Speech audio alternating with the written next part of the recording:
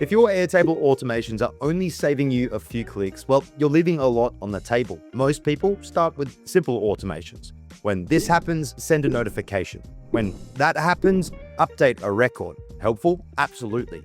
But that's just the starting point. The real value kicks in when your automations can handle logic, exceptions, and repeatable workflows while staying easy to manage as your business grows.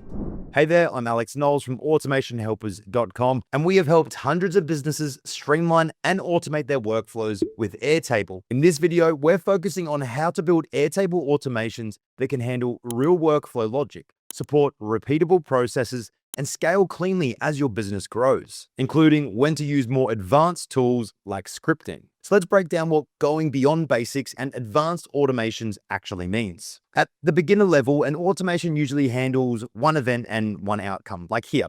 When a contact status changes, a Slack notification is sent.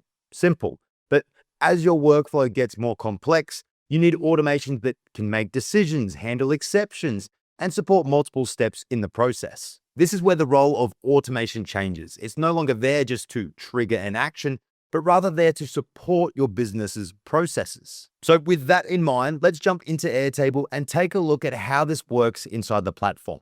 We'll begin with a basic example, then build from there to something intermediate, and then into something advanced. So here, when a new inquiry comes into Airtable, send a notification through Slack to our team. At this level, the automation is simply just reacting.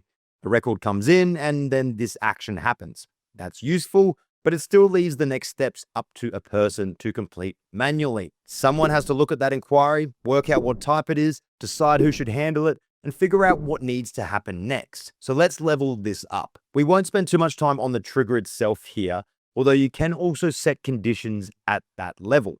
So rather than a record being created, your trigger could be that the record matches certain conditions before the automation begins. Now, let's move down into the actions. Right now, we've got a simple Slack notification. But if we want this automation to become more useful, this is where we start adding the next layer. And the next layer here is going to be logic. So instead of every inquiry following the exact same path, we can start introducing conditions based on the information of that record. For example, if the inquiry type is sales, we want one particular outcome. And if it's support, we want something different. And if key information is missing, we may want to hold that record back until it's ready to run through this automated process. The first part is easy enough. We create a condition, ultimately creating separate paths or branches that our automation can then take. One for sales, one for support. But that still assumes that the record is actually ready to be processed. And that's the more important part here, because before we route anything, we will probably want to check that all that key information is actually there. Maybe the record does exist, but it's not complete enough for us to complete our steps. So rather than pushing the record straight down a sales or support path, we can add another layer of logic above that checks whether the record is complete enough to move forward. Now, it's not just routing, it's also helping us to protect our process from incomplete and messy data. But this is also the point where things start to get tricky, because once you begin adding multiple checks like this, the automation becomes harder to manage if you're not careful. And that comes down to one thing: structure. And think about this. What if we have multiple types? We also have partnerships on top of support and sales. Now we have 3 possible paths with the is it ready path on top, meaning 4. So for a workflow like this, using more of a specific trigger is key. When record matches conditions, then run. First, it'll check the record completeness. Then, if everything looks good, we branch the workflow based on the type of field. From there, each path can have its own actions. A path for sales, a path for support, and now a path for partnerships. But even that still isn't the full picture, because sometimes the next step isn't actions within that one path. It's actually an action on multiple records, multiple items, multiple follow-up tasks. And that's where repeating actions starts to become really useful. So now we're moving beyond simply deciding which path a record should take. We're now looking at what needs to happen repeatedly once that path has been chosen. Now, up to this point, we've been working with one record and deciding what path it should take. But repeating groups solve a different problem. What happens when one workflow needs to work through multiple items? A good example would be client onboarding that we've got here. Let's say a client gets marked as ready to onboard. That trigger runs the automation. Now, instead of just updating one record or sending one message to Slack, Airtable can look at all of the onboarding tasks linked to that client. Then, using a repeating group, you can go through those tasks one by one. For each task, it can assign the owner, update the status, set the due date, or create the record if it needs to. Because in a workflow like this, the real challenge is not deciding whether the client should be onboarded.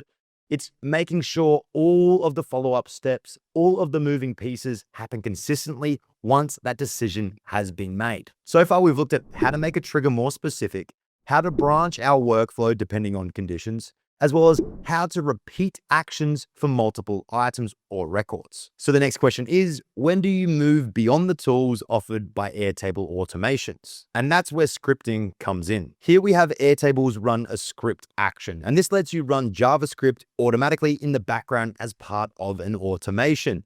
With Airtable's native automations, you can do a lot already. And we know that. Trigger the automation when the record matches a condition, branch the workflow based on conditions, and you can repeat actions across multiple records or multiple onboarding tasks like we took a look. But maybe now you want to calculate custom due dates. Perhaps you want to generate a more tailored set of tasks depending on the record's information and details, or send data out to an external or another system as part of this same workflow. Well, all of this is possible with scripting, and that's where it becomes useful. We also have the ability to use the run a script step to work with external APIs, as well as other bases within your Airtable workspace, through the Airtable API, that is. This gives you a lot more flexibility when your workflows start getting more custom and more complex. Let's say, for instance, our automation is running and a client has purchased 3 separate services: CRM setup, sales automation, and team training. Now, we don't want to just create a generic onboarding task list. No, we want Airtable to look at the services selected, purchased, generate the right tasks for each service, calculate custom dates from the kickoff date, and assign those tasks to the right people. So for one client, the script will create a CRM setup, a pipeline review, automation build, and team training sessions. And for a different client with different selections, we're going to have a different outcome. And that's the difference here. Airtable's run a script step makes it easier. Without it, you'd be trying to manage a whole bunch of branches, conditions, and repeated actions, but most importantly, chaos. With scripting, you can generate that whole task plan dynamically from the data already sitting in the record. Airtable's run a script action is designed for exactly this kind of custom logic that the built-in automation actions just don't handle neatly. We have created a bunch of other videos that look at specifics of using the run a script step, so go ahead and take a look at those here to learn more about this awesome feature. So at a basic level, Airtable Automations just react.